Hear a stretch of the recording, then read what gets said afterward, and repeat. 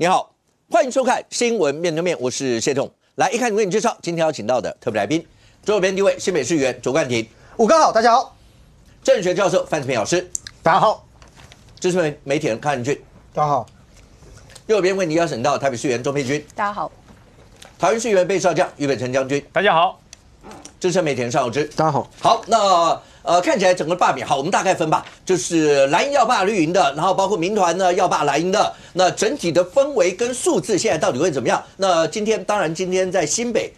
新北的罢团呢也送件，那整个算起来的话，新北2阶送件再一次缔造了全垒打，意思就是说，在新北所有的蓝营，到了第3阶，全部都要面对罢免的投票。可是所有这些算起来的数字，大概已经到了32左右。那蓝营这个地方要罢绿营的数字呢，那看起来当然包括吴思瑶、吴沛憶这些，那。吴思瑶那一席可能重点还不是在联署的数字而已，可能是那个领衔人啦，所有这些到底该怎么办？可是所有这一切，如果你把这数字贴上去，观众朋友你会怎么看？包括在上礼拜的时候问所有的来宾，有人会想到今天会是这样吗？好，但重点就算2阶都是这样，3阶呢？4阶呢？当赖清德总统说罢免有善罢跟恶罢之分，那包括朱立伦只要看到赖清德总统讲这些，他口中这一切当然就是独裁的行为，两边各自一些，或是在老柯眼中，老柯就更乐观了。那32席蓝委是不是都会被罢掉呢？让你听看所有相关的说法。来，31个一定会罢掉，35个里面除了4个以外，另外1个邱敦金也有可能被罢掉。所以呢，所以这样，因为他们瞎搞、胡搞、毁宪乱政，所以才造成今天所谓大罢免的时代来临。我想柯总召是立法院最大的乱源，也是造成台湾民主伤害的主要的杀手之一啊。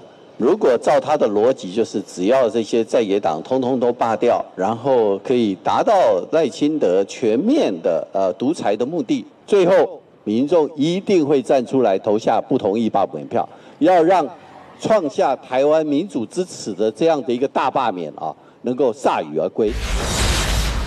来，冠廷，是你看到包括柯总召所说的，他说的应该不是2阶哦，被罢掉那是指3阶了吧？那应该是3阶，我有没有解读错？柯总召那个数字哈，当然不管这，但你回头去看，最早柯总召讲大罢免大成功的时候，有几个人会想到今天的数字？没有，这真的是始料未及啦，对吧？老实说，今天大罢免会通过这么多席2阶，我相信连不管是民进党的，还是很多有在参与政治的人都超出自己的想象。今天最新的消息就是双核都过了。双核就是中核跟永核，这2个老实讲是非常难的。张志伦跟林德福，不要讲说2个月、3个月前，光是1个月前，谁认为这2区都会过那个门槛？我相信大部分这2区是传统上在新北比较偏蓝大于绿的地方。虽然中核过去曾经有民进党当立委，可是在这里的无论是总统大选还是县市首长的选票，还是蓝大于绿的区域。那永和就更不用讲了，永和是深蓝中的深蓝。可是这2区的2阶的比例，我先讲张志伦36140份，林德福29474份，2个都过120%。那他们还会继续收。我先讲其实他们老实讲很集体作战，因为双核的这一些罢团，他们认为说，其实一开始也自己没有这么乐观，所以他们从头到尾就是2个团体一起行动，包含在中和跟永和中间的4号公园摆摊，就中永和的交界，就都一起收活动一直办，没有放弃，最后就超过。我包括要讲上个礼拜，虽然这个最后没有过，新竹第1选区，这个徐新云南区，然后在最后一个截止时间的压秒，连爬带滚的进去，然后最后瘫软在那边送进去，就这个精神，我觉得很多国民党的一直人士都一直认为说你们的志工是花钱的，然后是的，他们是无法想象那个为了要把这些不是的立委罢掉，那个是花了多大的真的是自己的付出跟老实讲自己的时间精力等等。我第一个先讲我觉得还是以赖总统讲的为主。赖总统其实包含接受媒体的采访，他讲的其实态度很清楚，一样菩萨为因，众生为果。为什么？为什么有分恶罢跟善罢？其实关键的点不是什么民进党要取得多数，我看很多外面的人也不相信。我们到目前为止讨论一件事情是，公民团体他们认为这一个立委不适任，而不是为了民进党去把他罢掉。那这件事情你就看得出来，连这些深蓝选区2阶段本来大家认为完全不可能过的，也都到达一定的数量。其实要讲的重点就是这个，就是说我们看到了这一些立法委员不适任，那罢掉之后，难道就一定等于未来的立委是民进党吗？不对，就是为什么这一次的，比方我就以徐小新那一区民调做出来，有20%左右的民众认为本来投给他，后来这次愿意罢免他。就国民党内的支持者也会思考，其实这样子的不适任的立委，其实对国民党是不是伤害？傅昆萁，我就举他，张俊议长不认同大罢免，但他认同把傅昆萁罢掉对国民党好。有一部分的人真是这样想法，那你不用全部，有一部分人这样想法之后，可能就会造就了这样子的一个罢免的浪潮，让他2阶过这么多。第二个我要讲，就是国民党自己添很多柴火。大家看一下这个什么科技立委那个葛如君啊。他说：“有人算过了，你是全职的罢团，月收入可以到达8万啊！这个引发这个大家热烈讨论。第一个抗议的是我的助理，我的助理说，如果那个这张罢免志工有8万，那他今天可不可以去当志工？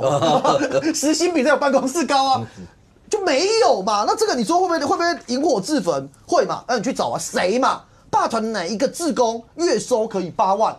你要有证据啊！”不都听说，罢团说要提高吗？我跟你讲，我觉得很有可能。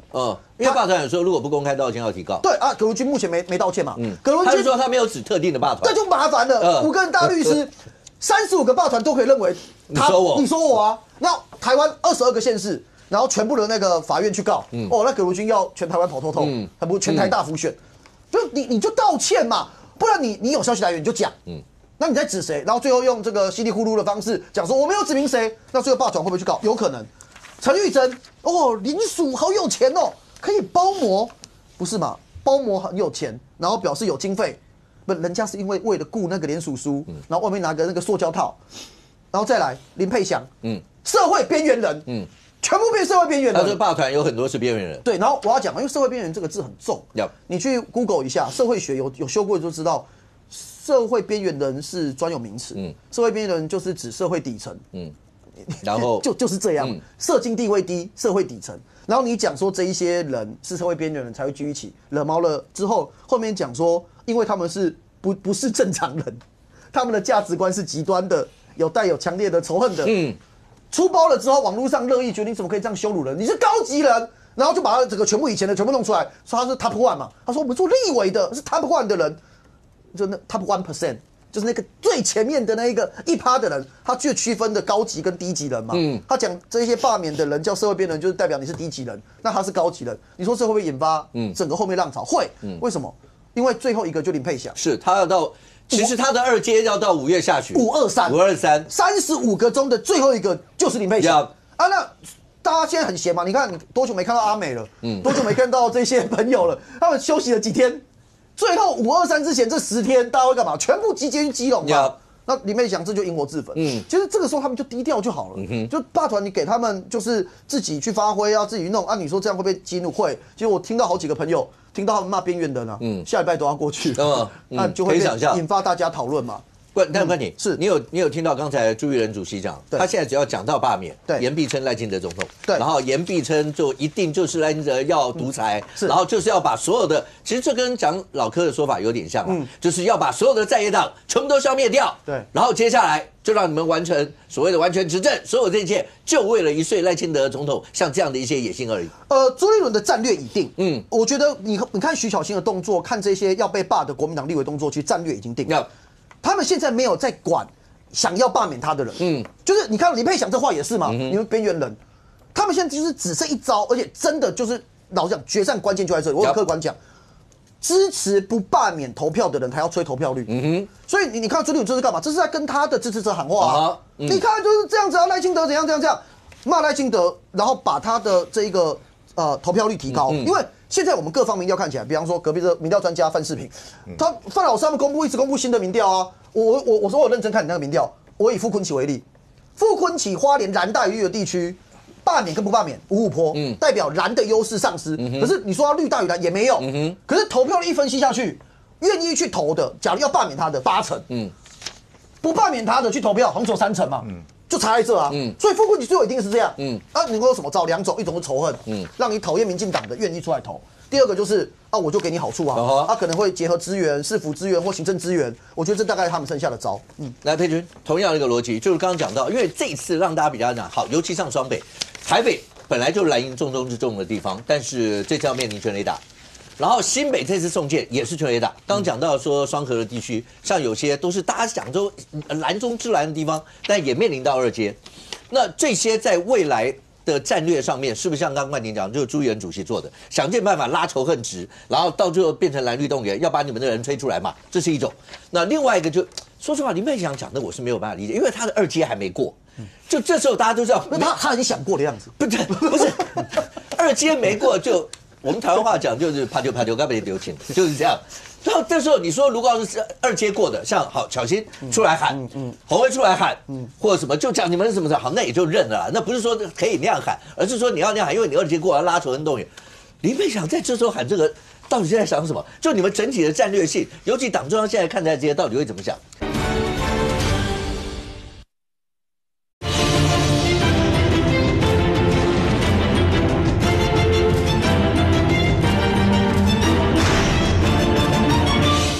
那也就认了啦，那不是说可以那样喊，而是说你要那样喊，因为你2阶过要拉仇恨动员。林佩祥在这时候喊这个，到底是在想什么？就你们整体的战略性，尤其党中央现在看待这些，到底会怎么想？昭哥，我们之前有讨论过，其实在这个反罢免的这个党中央的动作上，没有办法一一而定，因为每一个地区的选择或每个地区的需求都不同，所以我们之前有讨论过，有的人希望党中央可以这个挥军前进，然后集中这个曝光率跟能见度，可能有的人就像你刚刚讲，他希望这个匍匐前进，少一点新闻，那这件事情就默默过，所以每一个选区的选择都不同。那我不是佩祥，我没办法替他决定他为什么要这样说，但是我们讲大逻辑 ，OK， 但是我觉得民进党的逻辑很有趣哦，就是今天讲说边缘人，民进党整个跳起来。可是如果照民进党对中共深恶痛绝的感觉，那骂别人中共同路人跟边缘人，那应该是前者比较严重吧？那他们一天到晚讲别人中共同路人，不就是更会让对方的这个仇恨值跟愤怒起来？你怎么不说？所以蓝营的支持者受不了一天到晚被乱贴标签，所以他们会出来。这个是对应的概念嘛？你不能每次都这个包牌式说法。如果真的要讲的话，这个以你们对共产党的讨厌，那么中共同路人当然比骂边缘人严重多了，不是这样吗？那更有趣的事情是，从一开始到现在，他们不断反反复复讲说，这个很多公民团体都是公民团体。我没有办法否认说，确实很多公民团体自发性在做罢免蓝委的动作。但是你要说全部都是公民团体，或者民进党没有任何资源挹注，这个是骗不过人的。那除非你们要一直讲柯建铭也是公民团体的一份子，不然我不知道为什么一直把我往外面推。那当然，赖总统这2天讲了这个善罢恶罢，引起很多的讨论。超明澈就恶霸，然后有一种是善罢。但是小虎哥，我跟你说，根本从头到尾就只有赖霸啦，赖不甘心输，想要霸，全部霸的赖霸。他一天到晚最近一直把神明挂在嘴边哦，可是其实那个拱天宫吧，那个签诗已经讲得很清楚啦，人有千算，天一算，有自作自受最分明。我觉得他不用这个反求神明，先问问自己做了什么。那现在我觉得反制民进党的恶霸，当然我老实说，作为党公职，以我的角色来讲，我会觉得很难过，就是对这个现在台面上的比数。可是理性一点去，我们还是得振起精神来告诉支持者原因嘛。那当时为什么会有以霸制霸？因为我们面临了我们认为全方面的恶霸。那所以以霸制霸是其中一条路。那另外一条路是什么？要反制恶霸。所以进到3阶要全力守住。这也是我们最一开始讲的，所有面临不管一开始送件到1阶的时候的所有的委员，那35位都是抱着会进到投票的3阶段的心情去应战。这也是印制恶霸的其中一条战略。刚刚的最新消息是邱正军的2阶没有过，那霸团决定根本不送件。其实我一点都不意外，因为我上个礼拜才听说一个笑话，一个苗栗的乡亲说他站在路边，然后霸团问他说：“你要不要罢免联署罢免邱正军啊？”然后他就说：“你确定你要问我吗？”因为那个人就是邱正军本人。对，所以你知道这个故事的意思是，当你连那个人的脸都认不出来的时候，你要怎么去说服大家说你是因为他施政很差、问政品质不良、选民服务很烂，所以你要罢免他，还是你是为罢而罢？这个故事其实就说明了一切。那今天邱正军的2阶没有过，我觉得基本上就是理所当然、理论上就会发生的事情，所以我真的一点都不意外。OK， 我回答一下哦，就是佩君讲的几个我不认同哦。第一个就是说，把中共同路人跟社会边缘人这2个来做比较或类比，我稍微比较一下。傅昆萁被讲说中共同路人，这是一个评论，就是说。他今天跑去中国跟王沪宁见面回来，像变了一个人似的，提了一些奇怪法案。我们认为他这个行为叫中共同路人，这个可以去攻防，可以去讨论。我们对他的行为到底是不是，这当然可以讨论。国民党说不是，民进党觉得是，给社会评论。可是林佩祥讲罢免团体是社会边缘人，讲罢免他的人是社会底层，讲说他们是不正常的人。国民党还护航了下去，这一题别闹这样，就是道歉认错就结束的事了。你们让这件事情就继续烧，连中共同路人跟社会边缘两个人可以比在一起。我这个挨服了又没关系，尽量。第二个事情就是民进党说民进党挹注这件事情，我们不否认我们有权利协助公民团体，可是国民党如果到今天为止已经29件送件，然后到今天综合交易可能是31件，二阶会过。对这一件事情的态度就是啊，就是民进党输不起啊，就是民进党因为那个赖清德要罢免啊。如果还是这样，你要想国民党战略没有变过哦。之前我们讲的是战术面哦，要不要以霸制霸哦，还是说是放冷放热？可是大战略它从来到尾没有变，就是说这个罢免就是赖清德啦，就是民进党啦。可是导致的结果是什么？我客观理性分析好不好？31席目前的这个状况是超出所有人的预料，然后国民党现在还是觉得啊，就是赖清德啦，没关系啦，我们后面哦再来比，没关系。我觉得国民党就继续这样。我觉得他真的没有看到的一个事情是，假使真的有民进党的人支持，可是在这个罢免团体当中，我们看到很多面貌是浅蓝的、知识蓝的、国军弟兄退伍的。这一堆人其实本来不是民进党，不是传统民进党支持，可是这一点现在就完全大家眼睛都把它遮住，假装没看到。我就举例啊，前几天我们不是也在五哥这边讨论，然后大家讲啊，那个全部都是民进党了，结果我们讲那个邱卫邦将军啊，他是民进党的吗？然后国民党就没看到，也不回应，就是这样的状况，我觉得对国民党不利啊。来，佩君，没有，我觉得你基本上就在偷换概念，因为他讲的是社会边缘人，你就硬要把它讲成底层那些扯上边。我刚刚讲的概念不是讲他讲的、啊，我刚刚讲的非常清楚的是，如果你们对中共这么深恶痛绝，那么骂别人中共同路人应该比底层、比边缘人更严重啊。你刚刚讲的还是感觉问题哦。在讲傅昆萁到中国大陆去，他有依照国安法被送办吗？你们永远都在泼红漆啊，这是感受，你们就是用感受去扣别人红帽，没有，就是评论，这就是扣红帽啊。你可以评论人说是社会边缘人吗？这就是扣红帽啊。没有，你可以评论。你的评论可以，别人的评论不行。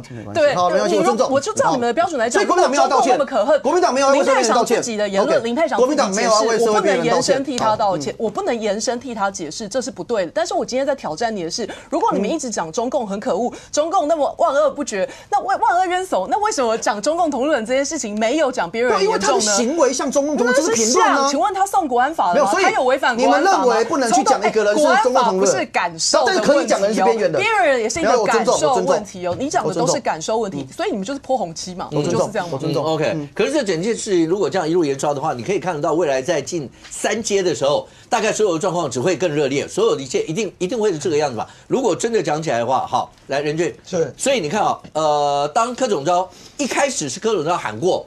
那大罢免大成功会什么？大家都有讲说柯总召嘛，反正就是也许是为了民进党啊，或为了罢团，他们要喊这些。但现在已经面临到就是这个样子。可是赖总统讲那个善罢恶罢，所有这些，可是你把如果真的朱元主席，因为赖清德总统同时也是民党主席嘛，两位主席看事情真的是南辕北辙，真的完全不一样。你如果真的把它摆在一起的话，未来到了第3阶要投票的那时候，3阶进入那就是巷战嘛，各自吹各自，现在都已经仇恨值拉到这个样。那到3阶还得了？我先讲，我觉得赖清德的善罢恶罢意思就是说，我们这一边罢免你们的，叫善罢，我们叫善罢啊，你们那边要来搞事的，叫你们就是恶罢，是啊，我觉得他就是2分法，对啊。那至于是不是民进党介入哦，我觉得这到今天还有需要讨论的必要性吗？就柯建銘当时最早提出来大罢免的这个概念的时候，其实民进党第一时间没有跳车。我讲一下好了啦，冠廷在这边了啊。就是说那个时候其实有一些内部的讨论啊，有些人会觉得就是说老柯丢出来这个议题到底算不算是赖清德个人的想法？因为以赖清德的个性来说，如果他不要或他不 OK， 他会直接找人然后说这个东西不要碰。但是因为赖清德在那个当下并没有特别的往这个方向去制止哦。那我讲这个有制止的，有明确制止的，就高雄那个事情嘛啊。别再说了，好不好？别再搞事情了啊！后来相关人等就不再提了嘛，这司法案件嘛啊。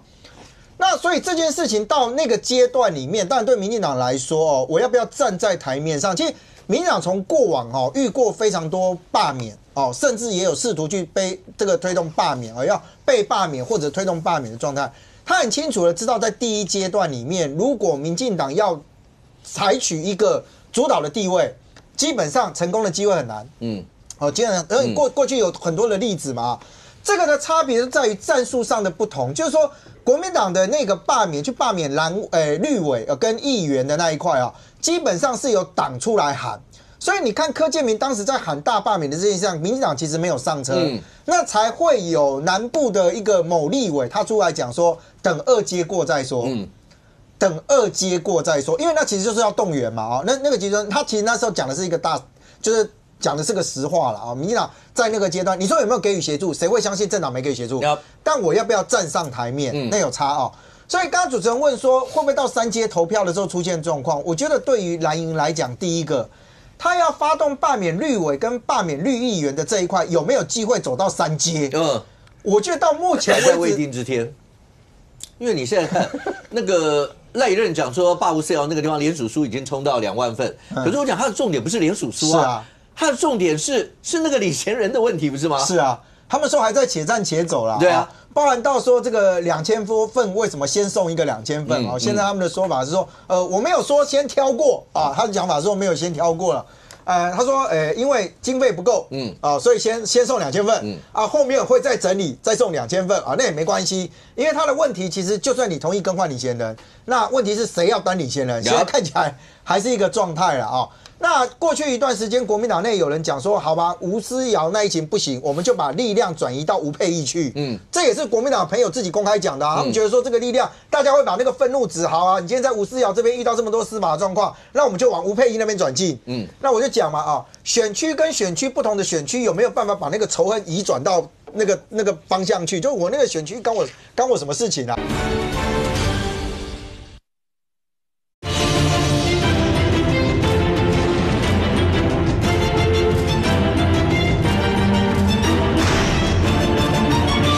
那我就讲嘛选区跟选区不同的选区有没有办法把那个仇恨移转到那个方向去？就我那个选区干我什么事情啊？那个都还要讨论啊。所以第一个是你今天要进到3阶，对国民党要罢免绿营的绿委或绿议员来讲，那一个能不能走到2阶结束都是个困难。你光看这一次罢团为什么罢团送到那个中选会去的时候，他一直强调的是这130%叫做安全门槛。你看今天的这一个说各差4000份嘛，对，罢团直接跟你说，我们今天不是来送2阶联署书，他说什么？我们送成果发表会，那代表的是一个力量的展现你基本上这一次达标到110%以下的大概都认为不会过了，大概都认为不会过，因为说实话啦，今天绿营的哪一个？我觉得柯建铭话讲太早了。他说至少31个国民党立委一定会被罢掉。罢掉是指3阶，3阶嘛。3阶，我先讲2阶还没过，好吧，还没过。我们现在讲的2阶是第一阶段，第2阶的第一次先送去，先看表格，是后面还有内容的审查。所以为什么连罢团自己说，他们冲成这样，都还告诉你说他希望能够130%以上？因为按照过往来讲，大概11%嘛，11%会被筛掉。但是这一次，因为又有司法这个在调查中，然后呢又有奇怪怪的事情，我相信审核搞不好会更严格。所以为什么罢团它会往上拉高到就是好吧，那我就 double 乘2好了，不要11%，我就22%好了所以喊130是这样来的。那现在问题来，对于国民党的这一些推动罢免的人来说，虽然他们表面上也称为叫做罢免团体，好，也是公民团体，但我想从基隆的例子从几个地方来看。事实上，这些罢团的人本身，第一个可能在国民党过去或现在进行式里面，他们曾经有过党职或者党的身份。第二个是在这个过程当中遭到调查或是什么样的，看起来可能对于党部来说是没有办法脱离关系的，也就在这个阶段里面，我没有说他一定有罪OK， 那一个能不能让他的罢团再往上冲？即便今天说今天这个吴思瑶，可是。我们就回来检视国民党党主席朱立伦所讲的，他讲的可不是台北市那2位啊，他讲的是原民那2位啊。那现在走到什么程度了？也是无声无息啊。方老师，来，政学教授，你告诉我，在这一次会对国内未来政治的影响，我们分几个。第一个，蓝营比较我们讲深蓝或是蓝营比较占优势的地方，这次都面临到二阶过，譬如台北，譬如新北。刚刚讲到，尤其像双河这些，大家都会用以前的选举过程，那个是蓝营的优势区，深蓝、蓝中之蓝，什么什么这些，这次都没有。当然，你可以告诉我说，送二阶联署嘛，10%过了就好，最多你拉到138%，那也才表示13%。选举是多一票才赢，不代表13阶谁胜谁负。但是光这个气势走过来，第一个，在未来国内政治版图，在很多这些地方。那个蓝绿之间所谓的优势会不会出现变化？第二个，像罗明才在新店，以前大概很少人会想象新店罗明才会面临到二阶要罢免，还要跳2只老虎，还跳2只老虎，对他这2天跳2只老虎。然后云林丁学忠，大家说是云林张家派系的，你很难想象。好，台中中2选区严宽衡，那是严家派系，地方派系，花莲王傅昆萁。也都面临到了进了二阶，也就是以前大家觉得，第一个蓝营区你不要去想，第二个地方派系巩固的地方你也不要去想，但这次二阶都过了。当然我知道，我还是讲那是10%就过或者什么什么，到3阶不一定。可是光只要看到这些现象，会不会对很多人来讲，对国内未来的政治生态都会落下一个觉得未来可能会产生巨变的一个阴影？当然。因为我没想过这个罗明才唱儿歌唱那么可爱他会跳还会跳2只，他的拒绝罢免还是怎么？对。然后我觉得他未来如果被罢掉，他也不会失业他可以投身幼教领域那他蛮有天赋的但是我在新店住了30年我从来没有想过罗明才会被罢掉罗明才从1998年当选立委，当了27年目前立法院最资深的立委然后总共他从第4届到第11届整整是7届，7连胜还当过全新北市第1高票他的爸爸罗福柱从1996年到2002年也当了6年立委，他们罗家在新店33年我真的想都没想到有一天罗明才会进入到2阶但是这反转了如果新店是非常蓝的地方我们都知道以前那个老国大都住在那个中央新村有没有那个就什么很多公家机关，你看那个什么新店的那中正路那个建国市场，那个都是国宅都是支持国民党的蓝到出汁怎么会变成说竟然已经2阶都过了还超过这么多？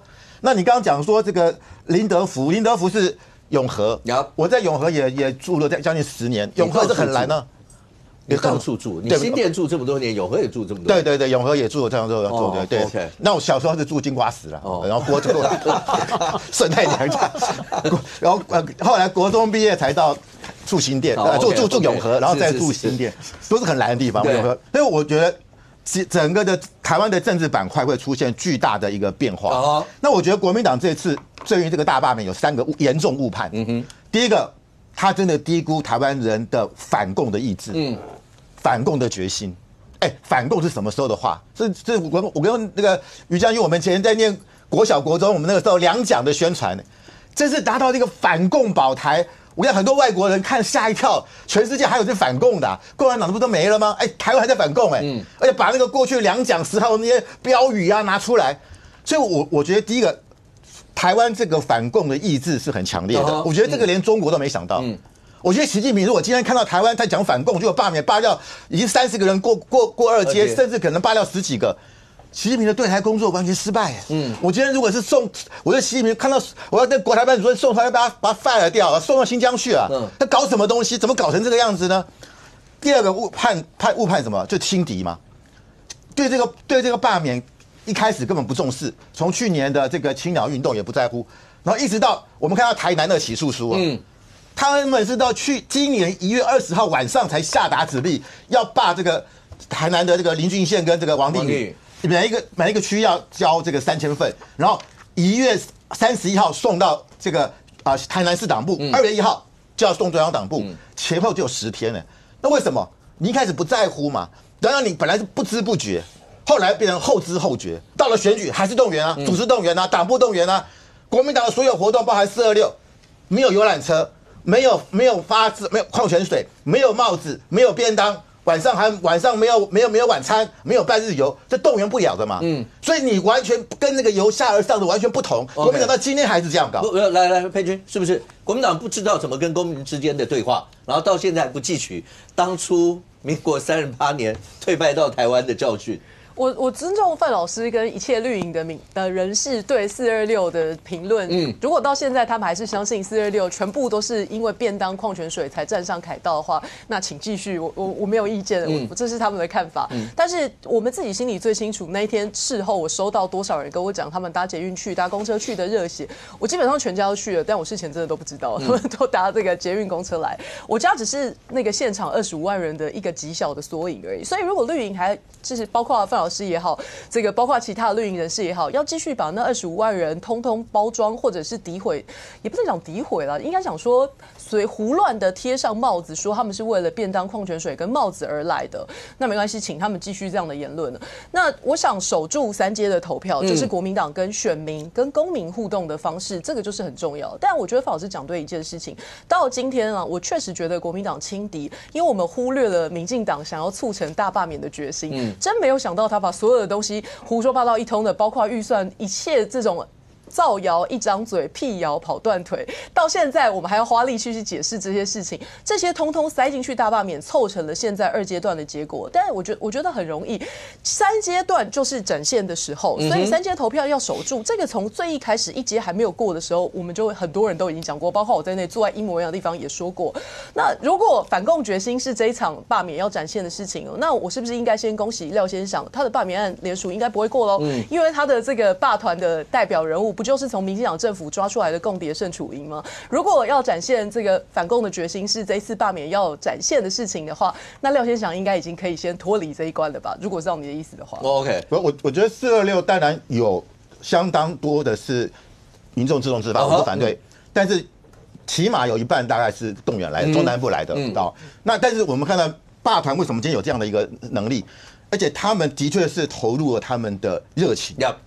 否则不可能他的错误率那么低嘛。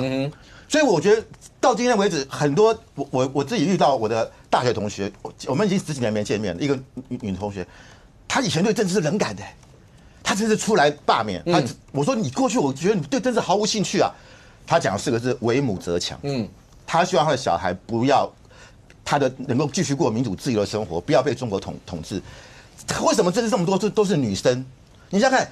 这些女生、这些妈妈站出来，她们不只是风吹雨打，不只是这个酷阳日晒，还有很多是暴力相向。很多男生就控着女生对她吼叫。我在一个罢团的一个小女生，她念大学生，她说她在景美摆摊被人家吼，她一直发抖到她上公车，她都很怕你们不能再跟踪她，他们等公车都在这边发抖呗。所以他还有一些是什么？是其实精英哦，是台湾不是那种，他是可能是一个企业家，或者他可能是在金融业工作。他为什么这次站出来？因为他担心，如果中国来台湾统一的话，我的财产会被割到，会被割韭菜。他看到中国这几年对企业家、对民营企业家的这种割韭菜的方式，他如果来台湾，他更狠呐。但台湾的财产会不会受到影响？他这种恐惧是出来的。所以我觉得国民党今天真的。不要轻忽这一点。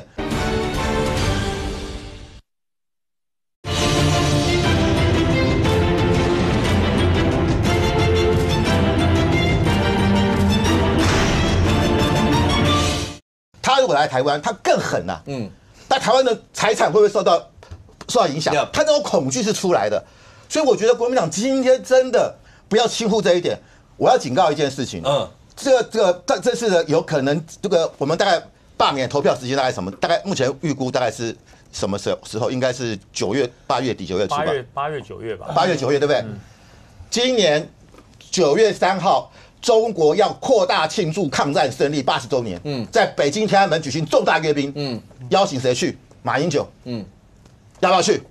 马英九去会更助长这个罢免的风潮。上一次70年谁去的？连战。连战在舞台上。看着解放军的部队踢正步，结果引发国内这么大的批评。习近平就是要宣告全世界，对日他抗争是我共产党打的，不是国民党。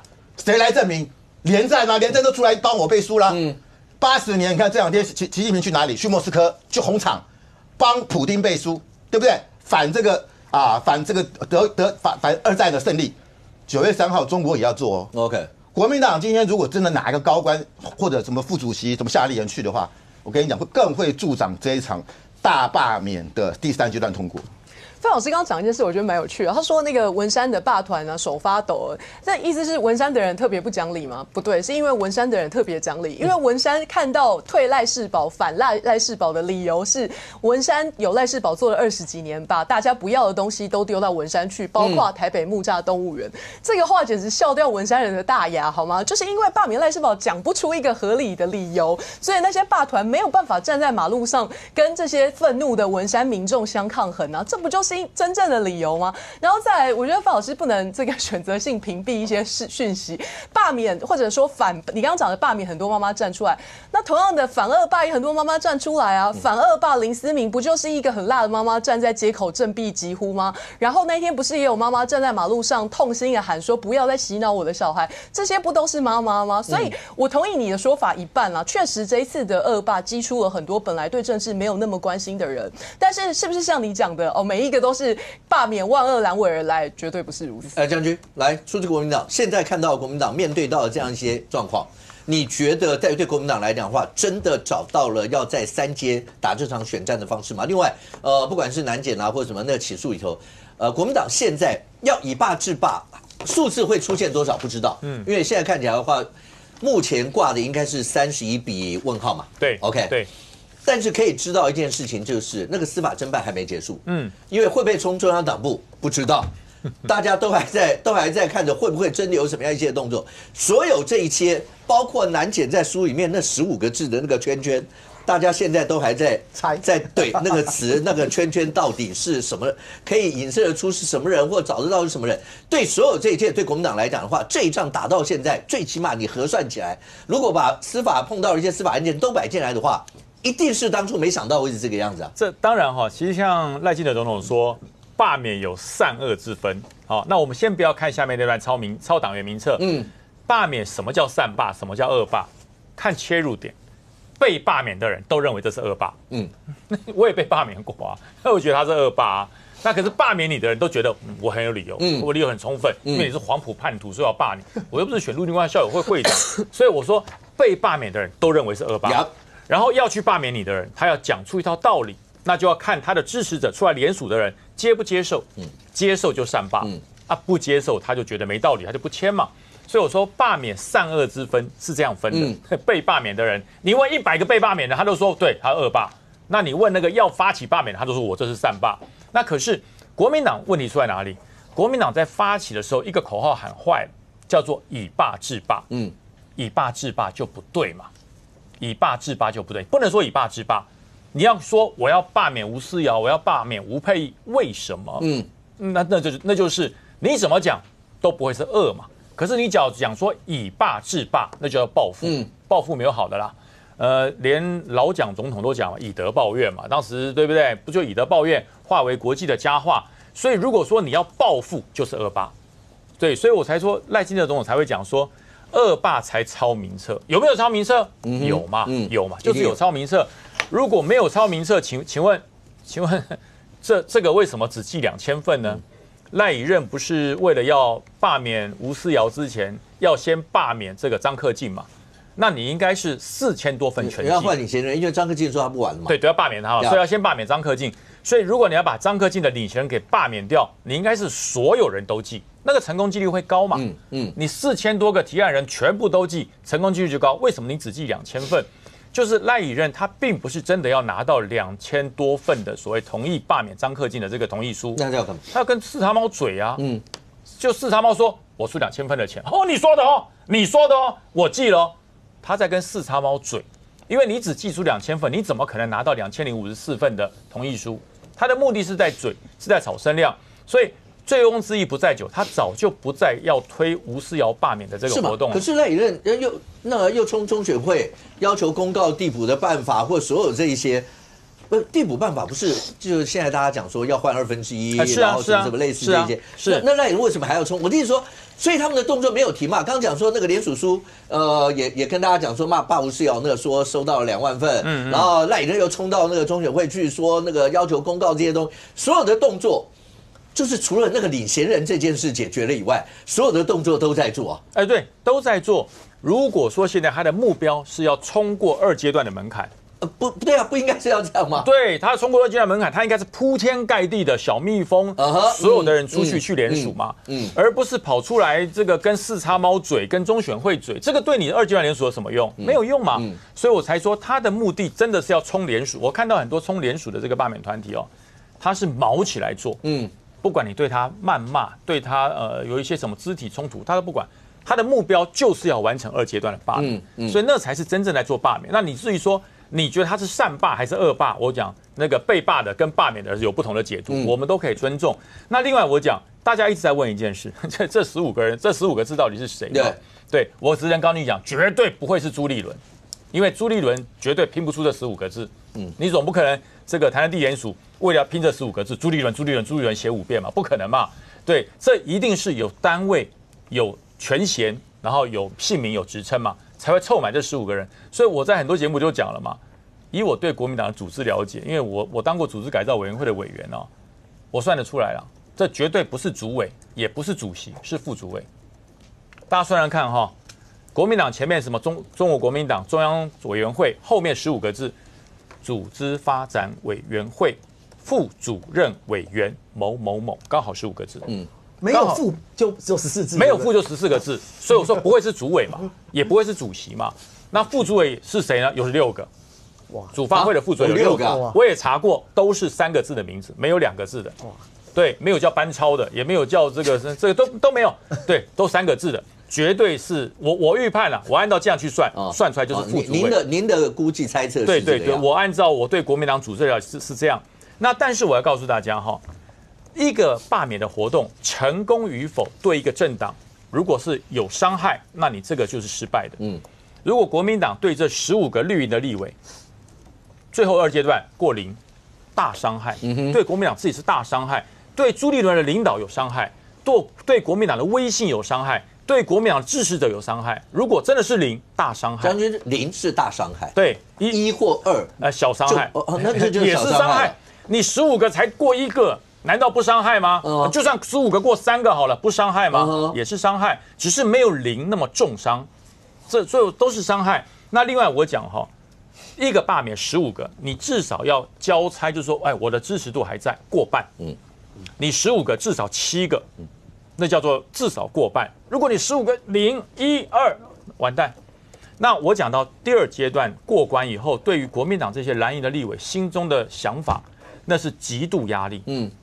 就连你出去参加你学校以前你自己高中毕业或是大学毕业，回到学校去参加活动，或者是你参加一个非同温层的活动，例如说有婚礼啊，或者是有一些这个公开的场合，不是政党办的。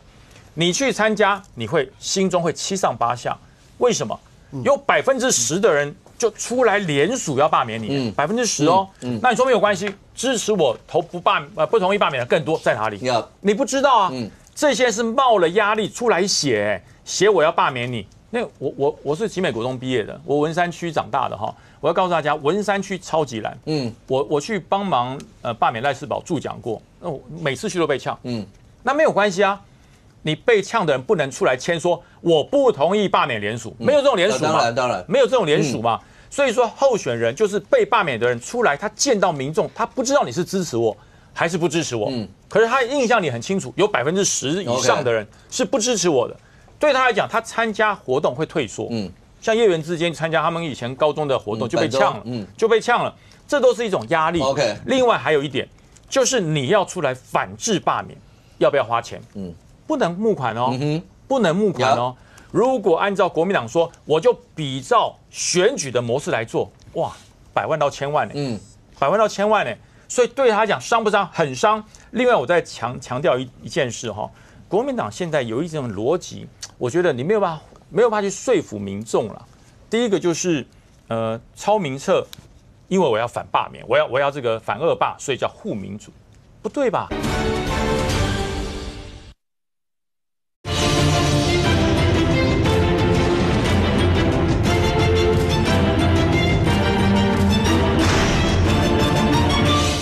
我觉得你没有办法去说服民众了。第一个就是，超名册，因为我要反罢免，我要这个反恶霸，所以叫护民主，不对吧？超名册是不对的。对，那我一直在强调，朱立伦要出来道歉，一定要出来道歉。为什么？是你所属的党部真的有超名册吗？道歉就道歉，甚至重新来过。我告诉你，附身份证都 OK。第二个。你去笑这些霸团是边缘人 ，OK， 这是绝对失分的啦。那林佩祥本来应该，我觉得应该出来道歉。他本来应该是，我认为林佩祥要联署过很辛苦。可是你这个讲说边缘人，我讲什么叫边缘人？我们以前在部队里面骂弟兄边缘人一定被告。什么叫边缘人？边缘人定义什么？内向、自闭、人缘不佳、地位不高、影响力很小、距离核心团体很远的人叫边缘人。可是我讲哈，什么叫中共同路人？中共同路人就是你不反共的人，反共的人绝对不会是同路人，只要你反共，绝对不是同路人。那你不反共，当中共的同路人有犯法吗？没有啊，我认同我认同习近平的做法，我认同共产党的做法，这有犯法吗？中华民国是自由的社会，只要你没有去做，没有去颠覆政府，没有去出卖机密，不犯法。所以我才讲，如果把将军你说不反共就代表认同习近平，或是认同中不反共就一定反对中国。钟佩君如果他没有明白的喊反共，他就有可能会是认同习近平。我相信他是反共的啦，因为他热爱自由民主嘛，热爱自由民主一定反共。对，那所以他可以讲热爱自由民主。对，热爱自由民主一定反共。那哪些人不反共？我告诉你，我曾经有一些国民党深蓝的人去过中国，回来跟我讲，被共产党统也比被民进党管理好。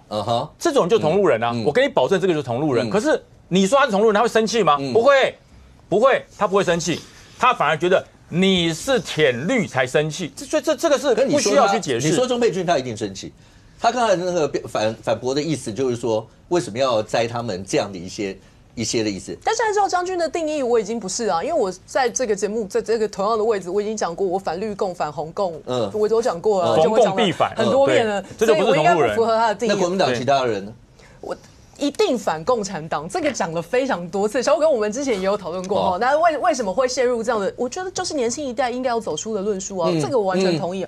但是说实在，因为将军年长我这个，所以我对他以前蛮尊重的。但恕我直言，你刚刚讲赖以任，那才是在嘴哦。因为赖以任先寄2000份有什么问题？有人要请我吃午餐，我先吃啊，我在找钱吃晚餐，难道他不帮我出2餐的钱，我就一口都不吃了吗？这个逻辑怪怪的。那应该全寄啊，成功几率才大。我不能分段寄吗？最后我都寄出不就好了吗？他第二段现在寄了吗？会寄将军，我跟你保证，我现在来告诉你，时间不等人啊！我不是说不好意思，以任，我本来答应你不讲，我现在非得讲出来，因为我不把你战略讲出来，你下礼拜开始做之后，将军到时候会说你是听了他的意见，你才这样做，没有错。我进来之前才跟以任讨论，我们下一阶段寄出去之后要怎么做，开始做巷战，逐步挨家挨户去找。所以我现在，我本来跟他讲说，这是我们下一步的战略，同意不讲，对不起，我会讲出来。我现在不讲，将军下礼拜就会说，你看吧，我上礼拜建议他们这样做，小蜜蜂，你看我讲中了，是不是？上战一定会做，现在在做第一阶段归于回游，但是我必须跟大家讲，我觉得归于回游最让我们吃惊的一件事情，就是当时觉得这是一件很艰困的任务，这确实也很难，2000多个，4000多人里面要2054回给我们，但是现在让这个总部最震惊的事情是，这些努力的鲑鱼们回游的方式竟然寄信来的是只有2成，有8成是自己来到总部的。他们说15块的小钱帮总部省也是省，这是让我们目前为止觉得最惊讶的事情。所以鲑鱼很努力，总部还有我们要更努力。所以确实在这个邮寄的这一段阶段过之后，会想尽一切方法，绝对上街头上战都是方法，一定会做。来，或者，但是对国民党来讲，好，那尤荣是他讲说，主流民意会决定大罢免的成败，说是国民党存亡之战，也不夸张。如果你看赖总那天在接受媒体访问的时候讲说，好，罢免有3罢2罢之称，那当然讲超名册就是2罢。如果韩国瑜、朱立伦愿意，应该要求党籍立委顺应民意，如果他们有改变，自然而然就可以解决罢免问题。那罢免问题顺应，什么叫顺应民意？这个罢免问题要怎么解决？如果刚刚来宾有人讲到说，譬如来宾有人提到傅耕萁、副总召。你这一阵子有很多人都讲说副总召的仇恨值的转移，或是去年一整年就是因为总召，然后跟民众党的黄章总召2个人带着两个阵营的立委闭着眼睛投票，搞成今天的这个样子，把一切最简单的推法当然就是这个样子。所以这些包括当然傅昆萁总召最近在花莲媒体上报道，他连在一些包括婚宴啦或者什么讲话，也有讲说啊，大家让他做完4年啊，或者说这些。国民党这次面临我拳王之败，就是当初总召惹的祸，把总召弄完，赖总统说的顺应民意，就全部都解决了吗？我觉得国民党当然就是说还是当初那个谢国樑的 case， 就是说基本上你在罢免这件事情要去降仇恨。那我觉得林佩祥的做法的确是有怪嘛。你怎么会去讲这个？就是说，你如果看当初谢国樑，他是打不还口骂不还手了。好，他连在街头，我记得有一幕是他在街头，然后跟大家讲的时候，有一个人就直接过来以后，因为那是直播，是，结果那个人就直接说他是主张要罢他的，那谢国樑也只能笑笑。对啊，他那时候是标准，你也不能讲什么，他是很标准的打不还口骂不还手了，所以我觉得林佩祥那个做法是没有必要。好，那但是我也必须要讲啊，我真的碰到赖清德那个众生畏因菩萨畏果，菩萨畏因众生畏果，我真的受不了。他每次那个态度都是我自己不沾因果。好，我想那个可是很多人看不下去，就是好像所有事情都我都没有因果。那我觉得那个态度是我真的看不下去，就是说别人讲这个话可以的，你讲那个话不恰当的。那我必须要讲，就是说现在31哈，我觉得的确是超出想象。我本来以为可能大概只有一半多一点，最多接近20。那31的确超出想象，表示绿营真的还是很热。好，绿营内部还是很热，绿营对这个热度完全没有下去。但是整个情势是变的，就是说在4月3号之前，好，这个大罢免完全打的是政治，完全打的是抗中保台。4月3号之后，好，就是川普的关税出来之后，现在的问题就变成说，整个社会关注的焦点其实是经济。你现在决定大罢免的，原本决定大罢免的关键因素是绿营的人能不能盯出25来。现在的状况是说，经济选民到底会不会出来？经济选民在这场选举里面会不会参与？好，如果会的话，他可能就会改变罢免的结果。那国民党现在要去思考，就是说你不能再用传统的思维，就是护罢是一个蓝绿互盯，但是所有的民调都告诉你说，你蓝的就是没有人，是啊，基本盘就是没有人绿的多。好，所以你现在应该去考虑是说，我怎么去喊出经济选民，喊出中间选民，这是国民党必须要去思考的。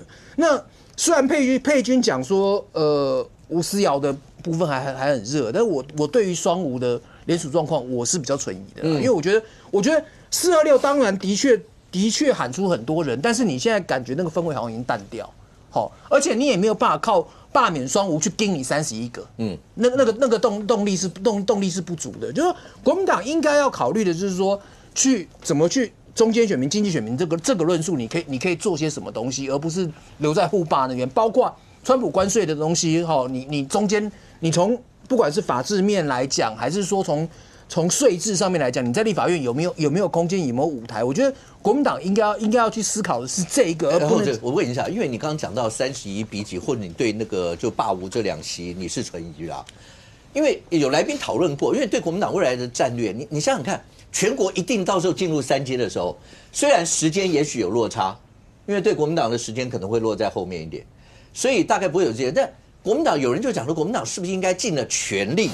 就是进行那个所谓的反罢，然后尽所有的宣传，意思就是你只要看到投票进去，就是闭着眼睛盖反对，就是不同意，就是这样。那要不然的话，你的那个宣导各方面的力道会不会减弱？甚或朱一伦要不要先切掉一些不利的因素？譬如刚前面讲，死亡联署，道歉完以后把这些东西切掉，就所有这一切的战略，国民党需要做改变吗？我是觉得国民党应该要变，就是说，因为我觉得你直接去诉诸中选民，跟你诉诸深蓝的是不同的论述。那你现在的护罢基本上还是比较顾蓝营，但是在426之后，就是说，或者说在现在的氛围下面来讲的话，我觉得他们已经不太用担心说深蓝不会跑出来投票。我觉得基本上那个疑虑已经大幅降低。那你应该要去做的是中间选民的论述，当然。朱一伦或许中间还有党主席选举什么什么之类的顾虑，就是说，所以大家在深蓝这一块还投入了很多心力，但是我觉得那个氛围不对啦，就是说你现在再去讲，你就算只有这2席，你也没有办法做到426的时候朱立伦讲的罢免赖清德啦，对不对？你现在如果只有2个的话，你罢免什么赖清德，就那件事情做不到。那我觉得他策略应该要改变，你才会比较好论述啦。就是说，你如果还在蓝绿对抗那个逻辑里面，其实不好论述。当然，其实说国民党现在有很多，比如说我们刚刚讲到了什么赖士葆啦、罗志强啦，那个大概都没有悬念是不会过的啦。那问题是你国民党现在的状况是说，你到底能不能压在六席以内？甚至包括你后面的状况说，假设真的有人意外的话，你补选该怎么去做？我觉得这是国民党应该要去思考。可是这中间全部都需要靠中间选民。那我觉得国民党必须要在这个经济议题上面去多做一些，因为我觉得绿营的确很热，但是绿营内部的确很热，所以他在之前我跟冠廷在聊的时候，那时候我们还大概都还以为是20几个，结果你现在说到31，就是绿营的热度是完全没有散的。可是你蓝的状况，你就是一定要靠中间跟经济。我觉得国民党必须要一直在这个论述上面打转，而且现在的整个社会氛围也真的不一样。说4月3号之前，绿营非常非常的强，民调非常非常的高，但现在的状况，大家关心的原本是一个反习近平，现在是一个疑川的。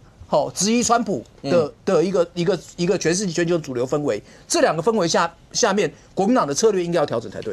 我觉得国民党现在要做几件事就是因为老实讲，这整个无论是大罢免，还是说他们反制所谓的公民团体的罢免，无论怎么讲，就是这过程中社会那一条线，就是认为国民党犯的不该犯的错，很多国民党的官方或高层没有去跟社会大众一个说明，然后就以为往前走，罢免吴思瑶，罢免吴沛忆。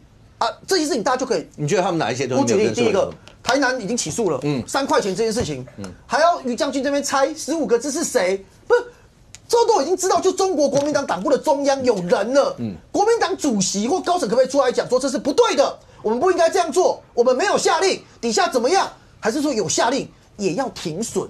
这一些真相总有一天会在社会大众面前出来。一个人的个资3块钱这种廉价的行为，国民党不用对这件事情负责，这事情不会有伤吗？这当然有伤啊。第二个，基隆的民政处长已经承认了用市府的资源盗用户政系统，甚至还被压，民政处长得换人，基隆市党部主委要换人，这事情国民党可以完全闭起眼睛，完全不去处理。有没有人道歉？没有。刚刚我前面其实都是一致的林佩祥去讲了，这个是叫做这个边缘人，你不用道歉，就是。那现在，我尊重佩君所讲的，就无论认为罢免吴沛忆或吴思瑶热不热，这各自有不同的解读。可是这件事情不可能就不存在啊！回来，我完全赞成那个厚植兄刚才讲的，就是好，现在接下去当然国际的变局很多，我们政府民进党政府也要因应啊。我们接下来谈判的状况也一定很多事都会概括承受。可是怎么解决接下去的这一堆民生的问题？国民党是提什么版本？国民党这2天感觉像是一场大胜利，哇！4+1，5天假。今天本来没有王宏威的戏份啊，自己跳出来，自己要多加戏啊。王宏威今天干嘛？我给大家看，他今天他们自己通过的这个多休假4+1天，结果来我给大家看国民党的版本，如果下半年就施行，哪几天要放假？我可以看下面这个表格。9月份，因为那个孔子诞辰纪念日，27、28、29连假，9月底开始放10月第1周中秋节要放。10月第2周国庆日要放连假，10月第4周光复节再放，1、2、3、4、5周要放4周的连假，5周要放4周连假，这是国民党通过的版本。王宏威今天知道问题来了，王宏威今天去质询那个人事行政总处，问说，那个这个9月跟10月有比较多连假，我们可不可以分散到11月放假？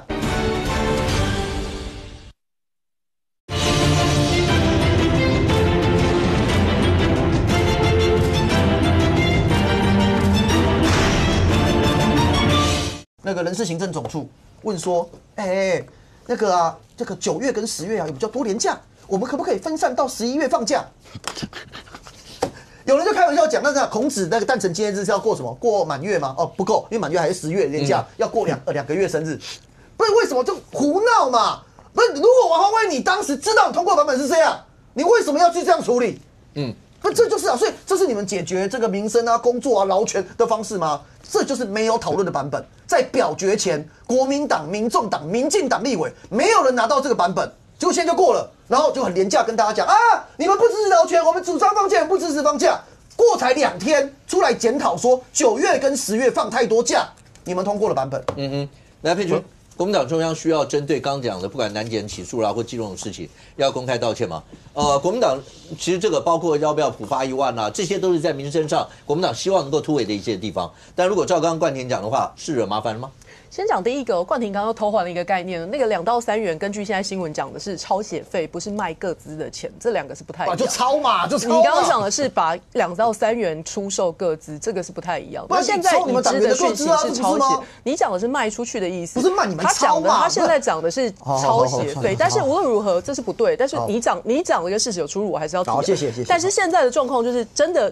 小虎哥，我今天还去问，因为我稍早遇到谢龙介，我还去问他，我到今天才知道说，我们那个党部的党员名册登入是会看得到谁登入的，主委跟这个各组的组长的这个登入的确认码、授权码是不一样的，所以反正现在这案子已经起诉了。那谢龙介主委基本上当主委到现在，他一天党部都没有进去过。那到底中间发生了什么事情？现在已经起诉了，那就查个水落石出，看该怎么办就怎么办。这个我们不会护短的。那但是现在确实在民生法案这件事情上，我不知道放假这件事情。民进党总会觉得是一个拿来打国民党的利多，因为放假这几天假都是过去民进党在野执政的时候都提出来的，不要模糊焦点哦。今年没有模糊，是他执行的。我当然觉得洪威今天讲这个说法太过躁进，今年是一个特例，因为刚好要多放的那几天国定假日是在6日，那依照法规就是必须要往前补假，那是今年的特殊状况。可你说往后的5年10年都会变这样大连续假期，不会啊，那是立法的日历的立法的问题。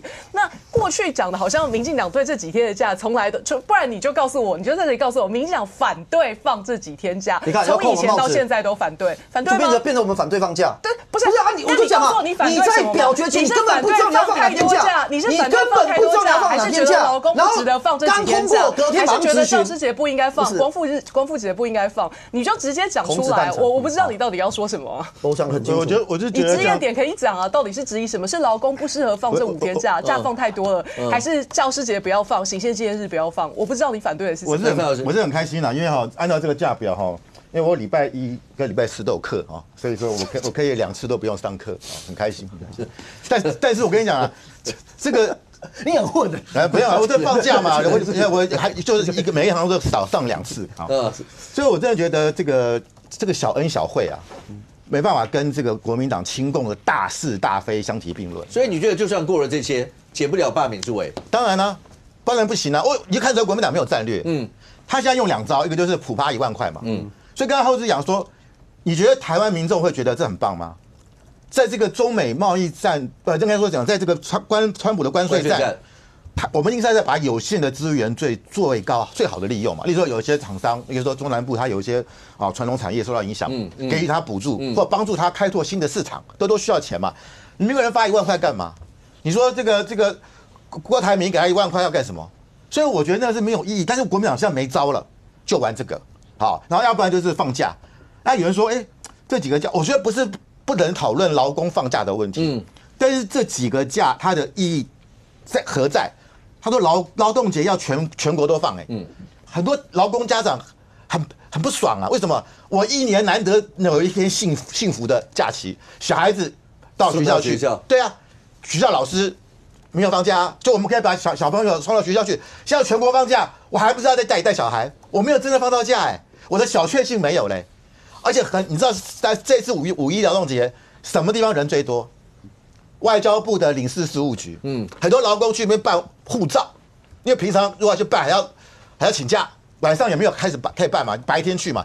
还有什么地方？银行、税捐稽征处都是人，大家都利用那个时间办一些事情。所以你去搞这个劳动节全面放假，你要讨到劳工吗？没有啊。而且国民党有很多支持者是企业家他们希望多放这几天假吗？然后你说行宪纪念日，国民党有那么爱宪法行宪纪念日是12月25号，去年的12月24号，7个大法官提名人在立法院全部被国民党给砍掉，然后你冻结了这个司法院的预算，对不对？法务部的预算，你告诉我你对宪法很重要，但是大家都知道那根本不是行宪纪念日是因为什么圣诞节嘛？他觉得我的 Christmas 小朋友年轻人也很开心那有人就说那行宪那圣诞节需要，那佛诞节要不要放我们台湾的这个信佛教人比较多吧？你看佛教节是农历4月8号，就是5月的第2个礼拜天。你看昨天在那个中正纪念堂，那个花莲的慈济功德会办那个佛诞节，哇，人满为患的，下大雨哎，亮清德都穿个雨衣在那边呢。那佛诞节要不要办？还有妈祖诞辰纪念日啊，也是农历3月23号要不要办？就是别人说你放这些假会被人家质疑很多东西嘛，所以我是真的觉得说。今天国民党他们完全没有一个战略，就是看到什么，觉得这样可能会对这个反罢免有帮助。那第二个刚刚讲过嘛，就是你今天你死人联署，你抄名册被抓到，这是连小学生、幼稚园小朋友都懂的道理。考试作弊拿出来抄，被老师抓到，还还骂老师是老师不应该，也不道歉啊。然后这个，然后还说，我好几次抄书你都没抓我。所以你是诱我入罪，我以为作弊可以。国民党是用这种方式来解释，就过去我们联署出现这种死人联署也没事啊，所以你们这个民进党就是选择办案，这种道理根本没有，不需要去什么大的哲学家去分析，一般小朋友都知道了。所以国民党到今天为止很奇怪，没有一个人叫朱立伦下台。今天如果这个人是民进党的党主席，我跟你讲，民进党党内就叫他下台了。OK， 你这个把我们的党带到一个绝境呢。结果国民党没有人叫朱立伦下台，朱立伦也没道歉，还那么嘴秋，还那么说是什么赖清德用司法来迫害你。今天你不死亡联署，赖清德就不要减掉怎么办嘛？来直接回应一下。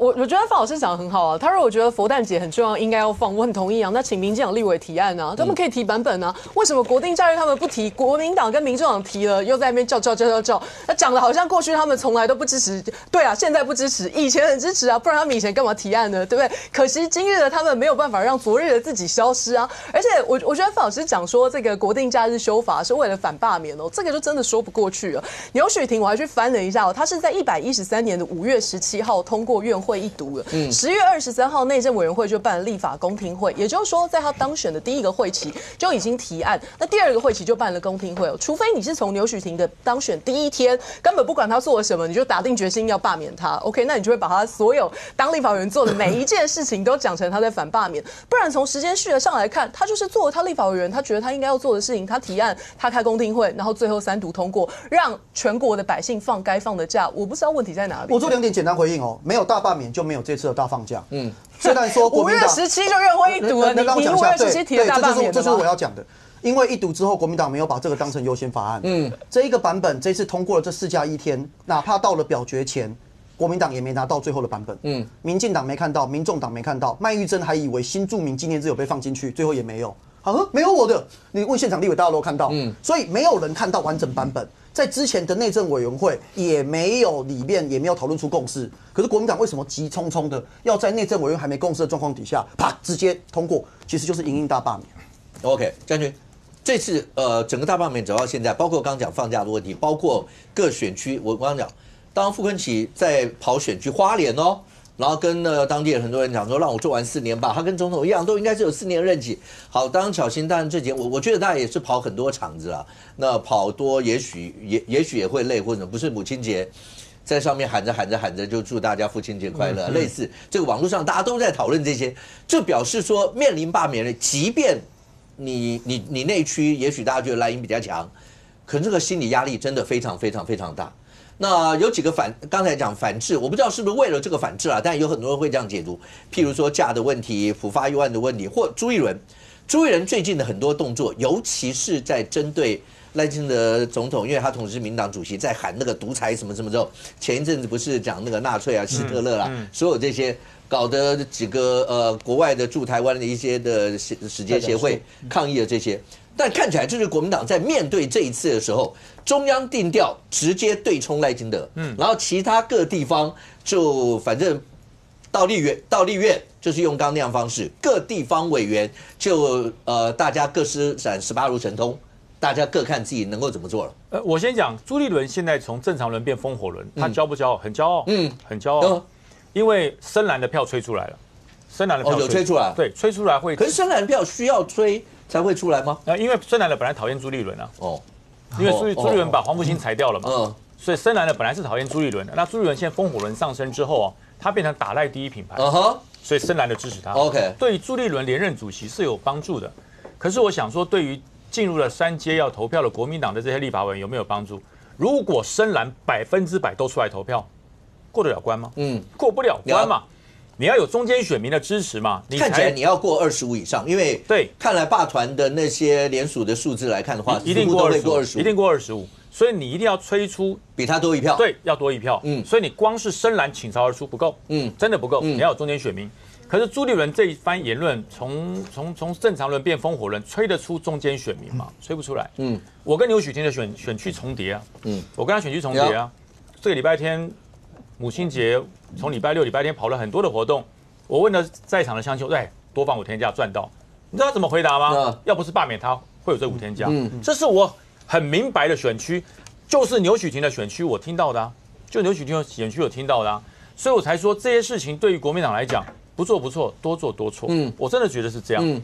你应该是要切入重点，因为很多人说啊，你们骂这个习近平，不能骂川普，当然可以骂川普啊，川普本来就很乱了，可不可以骂？可是骂完川普以后，我们的国家可以派人去跟川普谈关税。骂完习近平之后，我们可以派人去跟习近平谈主权吗？不可能。这就是为什么要反共嘛。所以我才讲，我出自国民党，我认为国民党是超反共的，跟共产党没什么好谈。这是郝柏村说的，跟共产党没什么好谈的。他把我们当成一个国嘛，从来没有。所以我在国民党是坚持这个信念。现在国民党真的还反共吗？我告诉你，反赖清德胜过反共。现在国民党反赖清德胜过反共，所以朱立伦才会咬住这一块啊！我要当打赖第一品牌，他不愿意当反习或者反共第一品牌，不愿意。现在朱立伦还有在讲反绿共吗？还有在讲战独裁，不讲了。现在讲什么？反清德、复民主。为什么不敢讲反绿共？因为绿共也是共嘛。就把共产党这个共当成一个有所谓贬损之意。那你就直接骂共产党就好啦，你就反共就对啦。现在为什么曹兴诚这一群人出来拼了命的打反共牌有效？因为共产党不好嘛，因为共产党恶霸嘛，你不能跟他谈嘛。你跟共产党谈说，为什么你是你的中华人民共和国，我是我的中华民国，我们俩并存不行吗？有哪一个国民党愿意去谈？因为不能谈，他根本不能谈，就不用跟他谈，就反就对了。那川普疯不疯？疯啊！一下搞关税，一下搞汇率，你说疯不疯啊？可是我们可以去跟他谈，谈的怎么样不知道，可以谈。是共产党都不跟你谈嘛？甚至还有一个朋友怎么跟我讲？他说：“他俞北辰，你不要再讲反共，总有一天中国会来武统我们，到时候你怎么办？”各位，你看这个言论可不可怕？这是从深蓝的选民嘴巴讲出来的。我说对不起，我看不到这一天。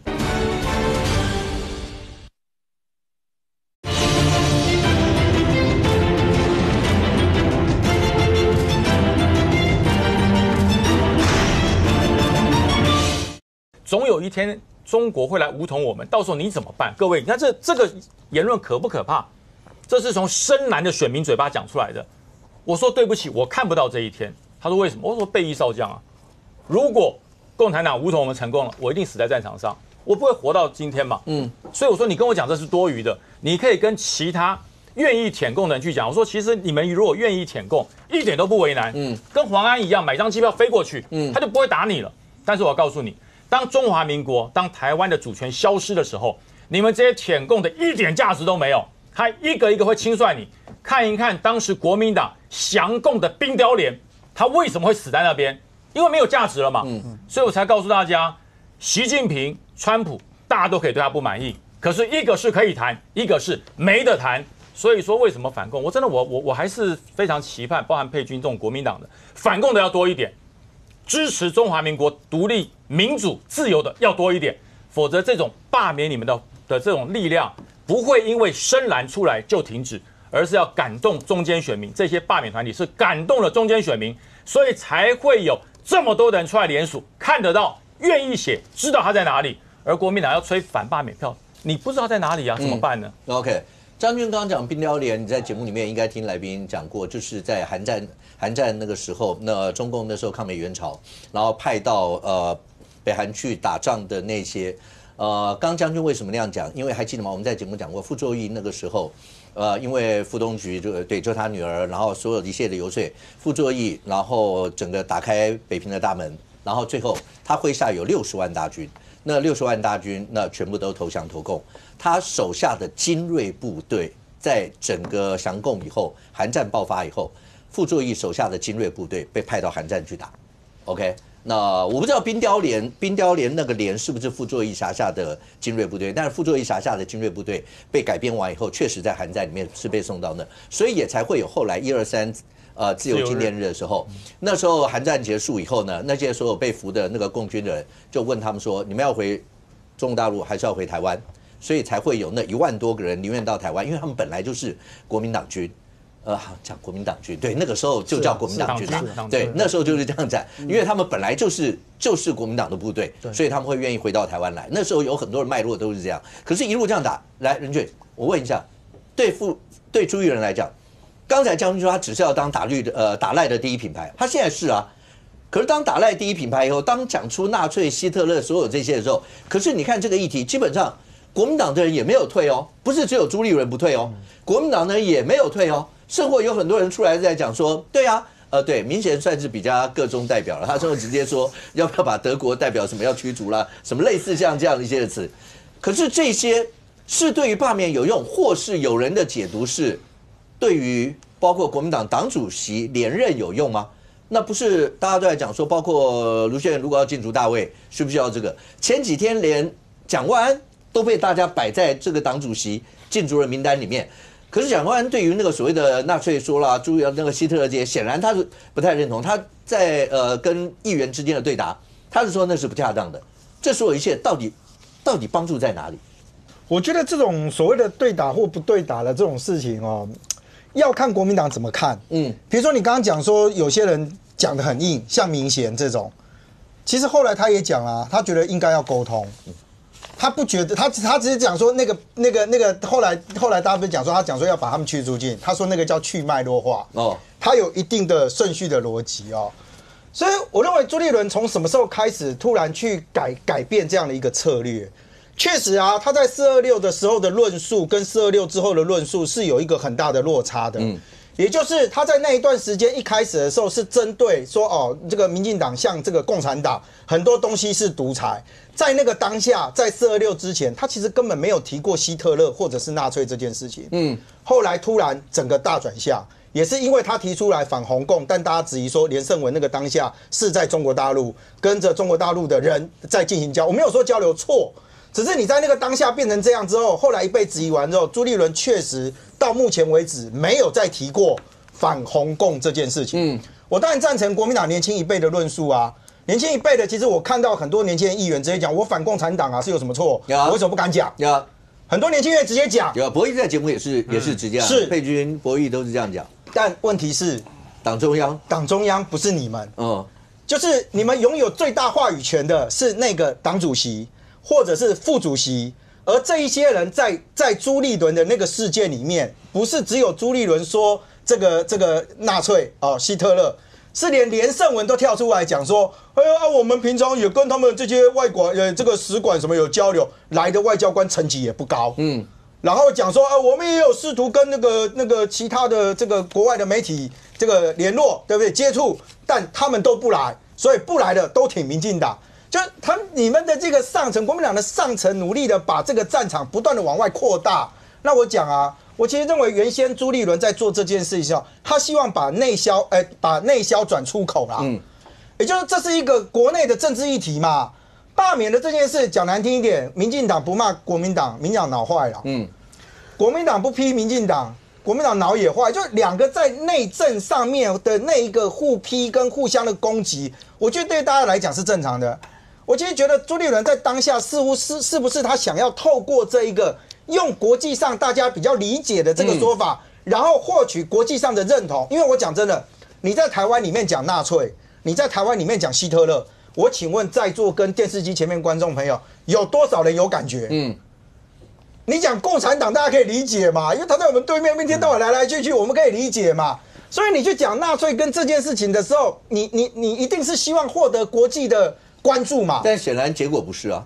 那最奇怪的就是，当你的结果发现到不对的时候，你试图去跟那2个曾经被统治过或者曾经受过伤的这一些人，跟他讲说，我跟你讲，其实你不了解希特勒，我的解读希特勒这个就是民进党这样，他就叫希特勒，你觉得有意义吗？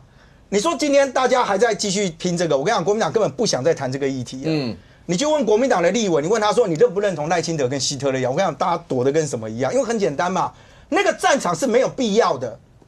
你今天开这个的意义是什么？大家还是会回来啊！你之前骂那个共产党，我就完全接受啊。佩君我也不是听他第一次讲说他觉得共产党怎么样不 OK 的干涉台湾内政，很多人不喜欢。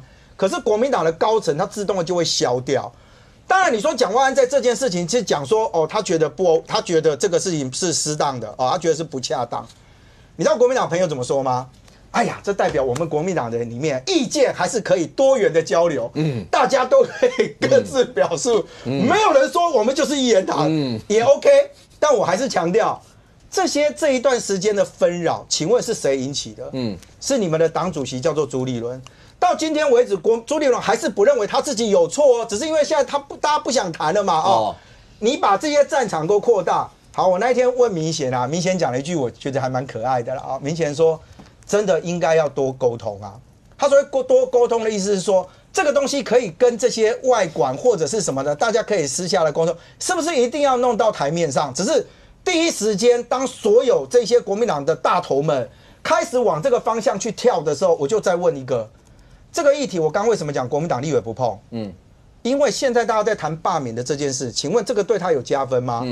他没有加分啊。OK， 过去他们其实想尽办法自己的选区消毒就已经很努力了，没想到现在要再消的毒的是，还要帮朱立伦解释一下赖清德是不是希特勒？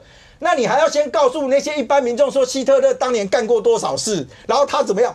他没有任何的意义所以我其实是比较纳闷的是，国民党其实作为一个曾经执政过的政党，而且这一些我们刚刚提到的人，基本上在过去执政的时期里面，朱立伦行政院都待过，我不认为他们那么不理解国际上的关系，但却在这件事情上面选择去跟国际去跟他杠，然后避开了大家更在乎的是国民党到底在两岸的立场上面到底是走什么，后来完全不碰到现在为止，朱立伦对于中国大陆是完全闭口的状态之下，你的那一番的言论会不会让外界解读说，你其实真正要表态的对象其实不是我们了，而是要告诉中国说，你不再去碰触两岸的这个敏感议题。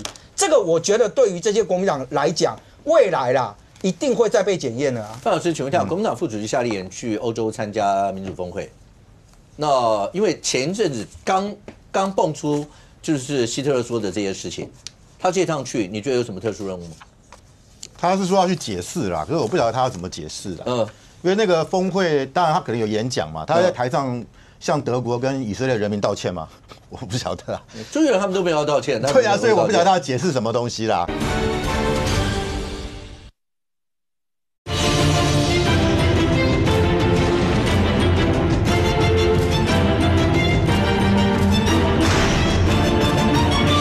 我不晓得他要解释什么东西啦，一堆学者是，而且都是一些学者嘛，他们也不是官员嘛哈。但是你去看一下，帮朱立伦在解释的人有谁？有连胜文，我今天看到有洪秀柱，他也站出来帮朱立伦呛虾。有这个我们金门的这个陈玉珍立委嘛，所以我觉得他们在台湾，我不要讲他们是正面形象多还是负面形象多，我觉得大家自有公平嘛。我觉得帮朱立伦解释只是。我是觉得提油救火啦，这没有意义了。那当然，国民党现在就说：“哎呀，以前那个阿川也有讲过啊，什么之前那个陈其迈也在立法院质询当时的这个国民党行政院长啊，这样一话有，但他是做一种说，如果你这样下去，有没有可能会变成希特勒或纳粹？他是做一个疑问句，然后他并没有说他就是希特勒跟纳粹，但朱立伦不是啊，你就说赖清德就是希特勒啊，就是纳粹啊，那难怪人家德国。在台协会会反对嘛？那也不是德国，现在搞了8个国家那国民党要把这8个国家的驻台代表全部赶走嘛？那太荒谬了吧？那也不可能，这些国家都是民进党的侧翼啊，对不对？那民进党太厉害了吧？民进党如果这么厉害的话，他们可以加入联合国了。所以我觉得这个讲法都很难获得民众的支持，因为这个议题就是不能碰触的。那你要找到理由来帮朱一伦背书，那我只能说，那就是会距离民众的感官会越来越远嘛。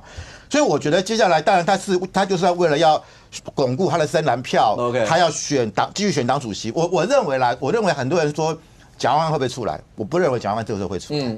我也不认为卢秀燕会出来了，因为其实国民党他上一次应该说上一次那个2024上一次的，因为上一次这个县市长选举啊，国民党选得不错啊，他的那个直辖市有4席哦，增加2席，他的县市少2席，还有10席啊，那总共14席。那我认为其实国民党明年的县市长选举会比上次会少很多席啊，起码很多，例如说像台东卢秀燕不能连任了嘛，那还有像很多地方都要改选 ，OK， 所以花莲也要改选了，所以我觉得。没有人想担任这个，到最后如果明年选出来结果不好，要负责任了。所以我觉得朱立伦不用太紧张了，我相信卢秀燕不会跟。可是刚才讲到，或者国民党现在面临到很多不管反共的议题，或是面对赖清德的议题，甚或刚刚讲到希特勒什么类似这样所有这些，中央跟譬如像佩君他们这些议员啦或民代，大家的想法会不太一样吗？真的会面临到这种情形吗？我觉得国民党现在的状况是，就是那个策略很不明确了。然后，因为我一直讲嘛，你从当初的35-0一路错到现在嘛，到公投到那个，但是关于希特勒这事情，我有比较不同的意见呢。我会觉得赖清德不是那个朱立伦或许没有必要，但我不觉得有什么大错，因为他在讲希特勒这的隔天，赖清德也在庆祝欧战80周年的茶会上面。讲纳粹，讲轴心国啊，那只有赖清德可以讲，朱立伦不能讲，不能讲嘛。而且就全世界在讲纳粹这件事情的时候，只有模仿纳粹或者歌颂纳粹会被指责，从来没有引用会被指责的。川普讲那个拜登也是讲纳粹，贺锦丽讲川普也是讲纳粹。从来没有看过德国会跳出来说：“你们不可以？难道你德国要对希特勒、纳粹有专利权吗？”对不对？就这件事情，我觉得德国在协会这个反应是怪的啦。当然，就说朱立伦有没有隐喻失意是一回事，但是问题是德国在协会在这个事情上面的反应是非常奇怪的。从来没有这件事情不能讲的道理。那回过头来讲，就是说朱立伦一样刚刚的问题，就是朱立伦现在他现在去。往深蓝这边去巩固深蓝这一块，或许有一部分是党主席的连任的考量，但我觉得更多的其实是说，因为他原本的状况不好，党内的对他的支持度不够，那又加上这一阵子的操作的确不好，他如果深蓝这块松掉的话，他会出问题啊。那问题是说，他迟早还是要去面对这件事。比如说你那2期你真的跟得出来，你就跟得出来；跟不出来的时候，你还是要面对说。你到底要不要改嘛？那新的方式是什么？罢免赖清德已经没有啦，对不对？那你现在新的策略是什么？这是朱立伦必须要去面对的啦。那我讲句实在话啦，他现在的状况是没有人会去挑战他，为什么？因为现在谁也没办法接你这个烂摊子。可是如果说罢免的结果不好的话，他是一定继续做不下去的。但或者今天最新的那个美中之间谈判的那个讯息。美中之间最后双方某种程度暂时休兵90天，然后美国对中国的关税降，那双方各自降115%啦，一个是10%，一个是30%啦，大概是这样。美对中30%，中对美10%嘛，就各降115嘛。某种程度在这个阶段，你刚刚一直讲，接下来罢免的主轴会回到经济啦，包括我们对美到底谈的怎么样，类似这些。当美中出现这些的时候。我们民众会不会回头说，那我们现在，因为我们前一阵子我们的副院长郑玉金他们去谈，也有一些初步的成果回来，然后媒体上讲说，包括前20个国家，可能我们会在那个里头，所有这些，但今天看到中美之间出现这些，你觉得对民众的心情或氛围会不会有什么影响？一定会啊，因为你原本民进党不是讲说选对人走对路，选错人关税145吗？你现在怎么讲？对不对？现在大家担心说，你到底你如果将来谈的东西跟他差不多，不要讲说没有他好了，因为赖清德也一直在讲洗产地什么之类的，他现在的状况的话就已经没有这个问题了。你接下来那个论述，就你现在的状况，就我刚刚讲了，整个世界趋势从原本的反中，现在变成反川，那你现在的状况，如果说这个趋势没有改变的话，好，我觉得民进党后面的论述会难以为继啊。哦 ，OK， 那您先回去。我先补一下啊，就是说刚刚侯资啊讲说那个德国的反应特别特别怪。我必须讲我个人认为啦他因为有一个前因。也就是那个前因来自于是国民党之前有一个霸团的人宋建良，对，去模仿的那个动作，因为刚刚侯子有讲嘛就是说模仿动作、衣服、穿着，这是不可以被接受的。可是如果大家回忆第一时间，当大家质疑那个人的穿着的时候，国民党是怎么替他辩护的？对，他在反讽，他在讽刺，他只是透过这个表达他的不满。就那个当下，其实后来是因为被批评了，所以国民党后来改口了。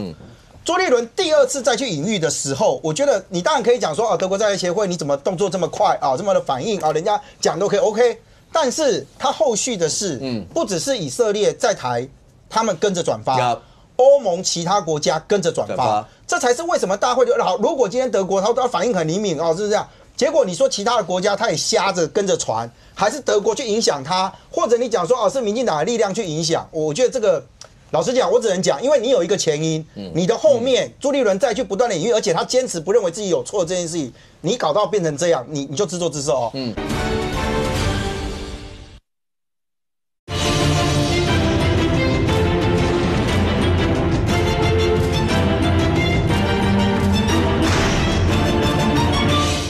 为什么大家会觉得好？如果今天德国他反应很灵敏是不是这样？结果你说其他的国家他也瞎着跟着传，还是德国去影响他，或者你讲说是民进党的力量去影响，我觉得这个老实讲，我只能讲，因为你有一个前因，你的后面朱立伦再去不断的隐喻，而且他坚持不认为自己有错这件事情，你搞到变成这样，你就自作自受第二个是刚刚提到说这个中美关税，中美嘛老实讲，今天一传出来讲说这个好像双方大家有个90天默契，对不对？对。那个避险的货币叫黄金，啪，直线下跌。上一趴的时候也是提出过，但是哇下跌。可是如果今天讲黄金，之前上涨的时候是什么？就是川普今天讲说我要弄你中国，完全跟你杠上之后，啪就上去。但问题就回来了。我在讲刚刚后资最后的那一个他今天提到说，你赖清德原先提出的那几项策略里面，你看起来说我预判到你今天要弄的是洗产地的这一块。那问题是，美国跟中国两边自己谈好了，他现在自己谈好了。接下来更残酷的现实是，你的应对的策略对于美国来讲，他真正对中国对台湾要的是什么？你看今天去美国去谈判的那一个人。他基本上，他过去在台湾这边他也很熟就他那个中国的国务院副总理吧那结果他今天讲说，接下来中美之间应该要干嘛？应该要共同去研拟一个应对的机制。这个机制是什么？导致我不知道可是我就回来看了，如果今天美国对于中国所有的东西，它可以这样子的松手，而且可以告诉你讲说，我们重新再谈过，我一样放给你宽限期。你看今天所有。原先大家涨的全部都跌了下来之后，那现在回来问题台湾说在这个月的时候，应该理论上也要进入到谈判嘛。好，我们说已经挂单上去了嘛可是对美国来讲，当它最急迫而且造成全世界动荡的那一块，中国的问题，现在大家认为解决了，那台湾接下来要拿什么回来牌？说我知道你要对付中国，所以我跟着你对付。这个牌还能够有多大的效果？那你怎么去拿你自己的这一块去跟美国谈？两个部分，我先回纳粹那个部分其实我觉得，关键不是谁讲希特勒或谁讲纳粹。德国驻台代表处的发文写得非常清楚，它是针对朱立伦近日一连串的发言，不是单一一件事。所以我的判断我没有跟德国驻台代表处互动，可是我赞成就是任俊哥讲的，应该是这一连串，然后让他们觉得受冒犯。那直接写出冒犯字眼是以色列，以色列觉得朱立伦的发言让他们被冒犯，所以这件事情其实我在乎的是台湾的国际形象是受伤了啦，所以这件事情其实就是停损。但是到目前为止，国民党还是有蛮多人一直认为说那个怎么别人就可以讲，他们就不能讲。现在就他们觉得受冒犯，那台湾的国际形象受损，我觉得这个是我最在乎的事情。第二个回来就是那个关税这件事卓荣泰院长最近亲上火线，接受了很多媒体的专访，大概提到几个重点第一个重点就是郑丽君副院长率队去5月初的谈，看起来是谈的结果是符合我们的预期的。那现阶段在台湾准备资料，我们准备要再去谈第二次。那如果依现在来讲，各个国家来讲，我们是在第一波。那卓荣泰院长目标很清楚，就是我们目标是希望能够争取到更好的待遇。最高原则是希望能够争取豁免。那我们就等他们的结果，看可不可以符合社会大众预期。我觉得这个最后没什么好讲的，谈出来世界各国摊开，我们是好还是不好？那我依目前卓院长的发言，我认为他是相对有信心的。那我觉得我们继续支持我们政府去谈。OK， 来佩君。我觉得民进党在讲纳粹这件事情的道貌岸然，其实蛮有趣的。因为刚刚来宾也讲了，最不可被原谅就是模仿嘛。那当年的陈其迈，并不是只是嘴巴讲像那个纳粹，像希特勒，他是直接在江宜桦的脸上披上那个小胡子，那不是也是极度的侮辱、跟模仿、跟复制嘛？所以其实老实说，我同意，我觉得朱主席有更多更好的比喻。如果我最近见到他，我会建议他继续讲绿共，少讲其他可能会触动历史伤痕的关键字，这个可能是很重要的事情。但是你们有没有同样的标准去检视民进党过去讲过这些话的政治人物？你也对他驱数十，编之别院，驱之别院嘛？如果同样的标准，我们可以来讨论。那但是最后我想讲一个，那个很多人最近讨论那个信送，我甚至连他名字我都不记得。我说真的啊，他既不是本党的党工，也不是公职，到底为什么要替他说话？关我什么事啊？他要做那么坑的事情，那是他的个人行为，应该要做错就是错，就是踏法，没有第二句话。所以我不懂说瞻前顾后还要帮他讲一些什么，真的不必，真的不必。关税的问题，你觉得民党政府面对到这一次美中等于休兵90天，对民众会有什么样的反应吗？我觉得对外我们还是要有同一个立场，我们当然希望我们去美国的代表可以对台湾谈出最好的谈判条件，但是对内我们必须还是很老实说，当过去民进党把这个关税当成也是政治筹码，拿来威吓大家说选对人如何，选错人如何，恐怕这会是一个重重的巴掌打在他们脸上。特别是前一阵子的这个台币升值的波动，可以看到他到美国去回来究竟谈了什么，到现在具体的内容大家还是不完全清楚的。那特别从这个关税之前，美方对我们很有意见的非关税贸易壁垒，会不会因为要突破把它达成老美的需求，然后做出更多的让步？不是说挤进去第一波名单里面就一定都是好事，但是我不会一昧的说他做了我们都看衰他。对外我们还是枪口一致，但是对内该老实检讨、该面对民意的还是要做。OK， 我一部分很赞同佩君讲的，就是说我们对外要一致啊，我也希望所有国民党都可以有这样子的一个方向。